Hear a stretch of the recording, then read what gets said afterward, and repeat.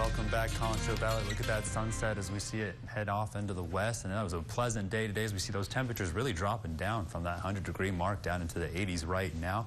Going to continue to see conditions like that throughout the rest of the night. Get a good look across the country right now. We are still seeing that blocking pattern affecting us with that high pressure really just staying over the mid-western United States. We are seeing a little bit of severe weather make its way out there. A couple of hail reports just east of Rady there. We're going to keep our eye out for that, but that storm really blowing up into what we call a mesoscale cyclone as it kind of stays rotational in its organization, really kind of comes in contact with that moisture and explodes in sort of its genesis. But as we look over the Concho Valley, pretty calm for right now. We are seeing those clear skies push through as we make our way into tonight, and those cooler temperatures might see an isolated rain shower or two. Keeping our eye on the sky right now, but for the most part, clear now. And those are really pleasant conditions for the last couple hours of Cinco de Mayo and to enjoy that full moon.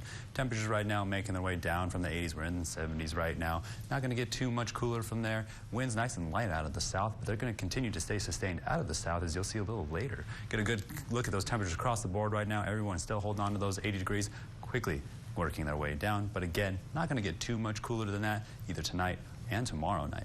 Again, we're going to see those winds stay out of the south primarily for the most part, and that's what's really going to give us that added moisture and those ingredients we're going to need as that blocking pattern starts to kind of come unclogged, and we'll start to see those storms over the west coast make their way over the Rocky Mountains. You'll see something kind of interesting develop as low pressure around here known as a thermal low. It's going to kind of push off to the east, and that's what's going to start kicking up some of those severe thunderstorms we're going to keep our eyes peeled for later on next week. So we're going to see that storm that was affecting eastern Texas push out of the area. And by tomorrow, when we're talking about those isolated thunderstorms, you find yourself on your way out there to Foster Communication Coliseum, be aware that some of those storms might pop up here and there, isolated in nature. And then again, Sunday evening, we're going to start falling to this pattern of AM/PM showers. Might get a little break there on Monday, but by Tuesday, we're in full swing again as that low pressure system moves in over the Rocky Mountains. As you can see, it'll start to push out of our area. Again, on Wednesday, going to be seeing those afternoon showers. And then things get really interesting as that sustained southerly winds are really going to show us just the scale and the amount